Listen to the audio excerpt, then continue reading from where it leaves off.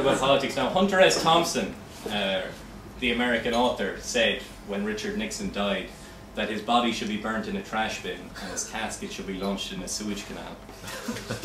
Now, where I'm from, people tend to be much softer about death. People tend to look at the positive in death. So you'll often hear someone say, oh, he died doing what he loved, driving insanely fast on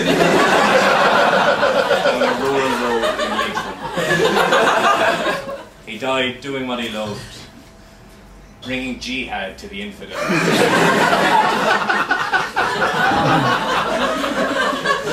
He died doing what he loved, gratuitously provoking the London Metropolitan Police.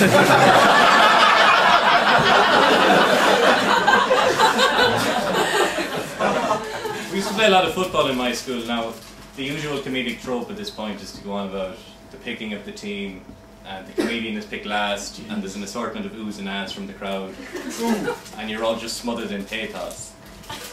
But that's not the case with me, because I was fucking brilliant. Now, there was this lad in our class, his name was Ian Toomey, and he stayed back a year or so. He was slightly isolated from the rest of the class. And it was also clear, even to 8-year-olds, we were a class of amateur sociologists, that he came from a very rough background. So taking into account Ian's rather awkward position within the class, we decided to play a match called All Against Ian.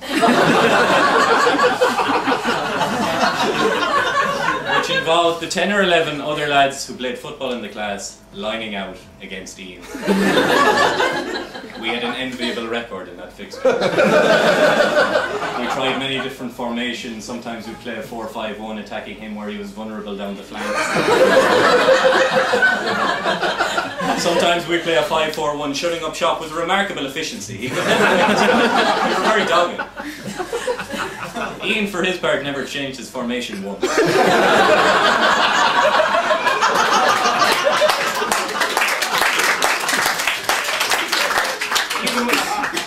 Even when he fell behind, he never rejigged things. But yeah, he often used to disgrace himself, and when his mental strength was sapped, he used to kick out, and the referee, who was also our captain,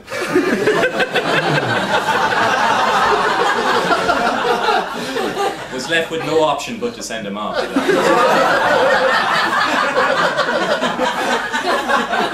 He suffered a particularly heavy defeat that day. Our play grew quite cavalier at that point, but we were never punished. You know. Ian, after these games, Ian often had the temerity to blame the fact of his defeat on the fact that we were 10 players and he was 1 player and all that stuff. But the referee, or our captain / the referee, very wisely suggested that it was in fact this debilitating culture of excuses that was holding us.